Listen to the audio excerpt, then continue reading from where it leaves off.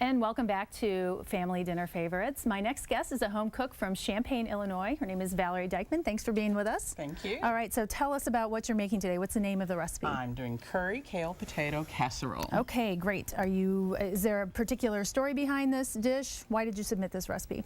I was looking for something to do with kale. We need some healthier greens in our diet, and I found this, and what really appealed to me was the spice in the curry. The curry, and it's got turmeric and red pepper. You can do whatever you wish with it, or you can leave it out. Right, exactly. So it's versatile. Very. So, okay, are you ready to get started? I am ready. All right, show us. Okay, first thing we're going to do is get some olive oil in the pan. We've already got it heated up here, so it should be good. A little bit of a slant. It'll work. And sizzle. This is garlic and onion. Okay. I always like things that start with garlic and onion. It makes the house smell great. Exactly. It always sounds like you're making, it smells like you're making something good no matter what. Exactly. Even if you have no ideas. That's it. And we'll let that start. And while that's going, and I'm going to put a lid on it just because it's a little noisy. Can we turn it down a little bit? Sure. Okay. And I've saved out some kale. I've got a lot chopped here, but I want to show you how I do kale. Okay. And I just take a nice sharp knife. And you want to get rid of the woody stems. Just slide it down each side. Okay. There you go. And we'll do another. Okay. This is very healthy, beautiful looking kale. And you can use both kinds of kale. I think when we talked about this before, this is a the curly leaf kale, but you can also use the red Russian kale, which has a flatter leaf. Exactly, and this one is even a little heavier than the kale I've used recently. Okay. So it's just, whatever they've got at the store, it's going to work in this. Okay. It's going to taste great. You're getting all those great vitamins. And we just do a little coarse chop, and we'll be all set. Okay. Now we're going to hope that this is cooked down a bit. There we go. Okay. It smells delicious in here. Now we're going to really torture everybody in here. Now we're really going to add the smell. This is turmeric and curry, and I have red pepper and ginger. And so it's a beautiful golden color. It's just turning gorgeous. Beautiful. I do this in a glass dish too, just before so I don't want to forget, because I have done this. The turmeric can stain a metal pan, so I do glass with this. Okay. It cleans real well. And you can see that's really getting all those little bits up. And now we're ready for the kale. Okay. And I'm just going to pile it in. Up a little bit.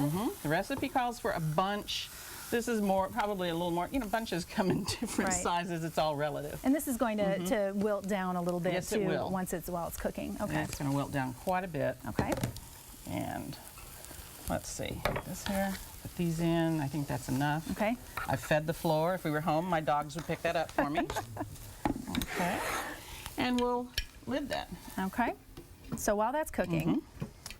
Now's the fun part. The mandolin. Ah, yes, yes. And now explain to our viewers what a mandolin is and why it's such a great tool. This is not the music mandolin. This is the cutting mandolin. This one's really nice. It has a lock, so that it's safe right now. I don't have to worry about it. Right. And so what I'm going to do is I'm going to set it to the thickness I want. I'm going to go 3/16 of an inch, just like because a meat slicer, that's kind of cool. Almost. Okay. The important part of a mandolin is the guard. Okay. You want to make sure you're using that. Sure. And from there, it's just really simple. You just slide it across.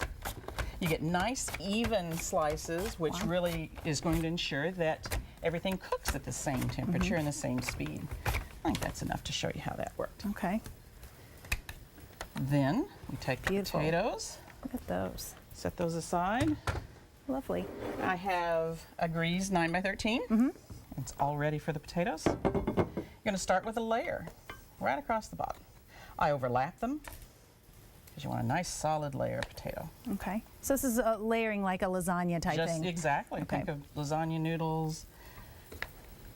A nice layer. I've got some more over here.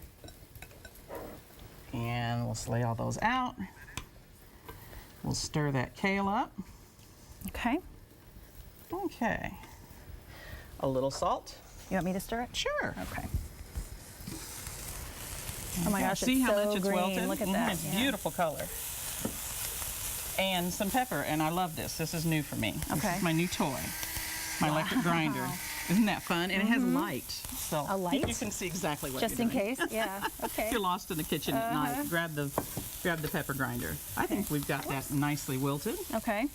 And we'll just use tongs here. And you can turn that heat. Can you get that heat for me? Yep. There Just we all the go. way down? Mm-hmm. Okay. I'm not going to need it. Okay. And we're going to layer about half of this kale and spread it all out nicely. Make sure we get some of the onion off there. Always falls to the bottom. Oh, sure. Yeah. But you want that in each layer. Okay. We're going to throw on some more potatoes. And is there a particular kind of potato that you like to use for this recipe? You know, for this one, and the recipe itself calls for the russets, and I do that mostly because it's a nice size potato. You get a nice slice, but I've done it with red potatoes, and I like to leave the peeling on. You could peel them, you know, it's all your preference. Sure. So whatever you have around the house, you could, if you've got some kale and some potatoes and an onion, you could probably put this together. Exactly, and I wouldn't worry about, you know, quantities. You could bring this down to 2. You know, just what your family needs. I have a family of 2, so we always have leftovers with this. I bet it's really good for lunch the next day. It's great. It makes a wonderful brunch dish. I poached eggs and slid those on top. That sounds awesome. And oh, we were really happy. I made it for friends. Now, when we'll finish this, we're going to put cheese. Okay. And what kind of cheese? at the very end, you can use, that's another thing, whatever cheese you want. I've had good luck. You can put Parmesan, a cheddar, Kojak. That So sort again, of, what's around? You Whatever could is pretty much around. use whatever's around. And if you've got someone that can't do dairy, you know, a drizzle of olive oil instead of the Okay. butter. And we'd have another layer of potatoes here. And then we drizzle olive oil or butter. I've got melted butter here. Okay. We're going to drizzle that. Okay. Okay. So And it's ready for the oven. we've got about 30 seconds left as we're wrapping things up here, and this is amazing looking. So, is there any advice that you have for any of the cooks out in the audience as they prepare this dish or any other dish? What would you like to leave them with? I just, pretty much what Thad said, you know, find things that you enjoy cooking and that have a lot of versatility, and look for things where you can substitute ingredients easily and make it your own. That's what I like. Perfect. Thank you so much, Valerie. Thank you.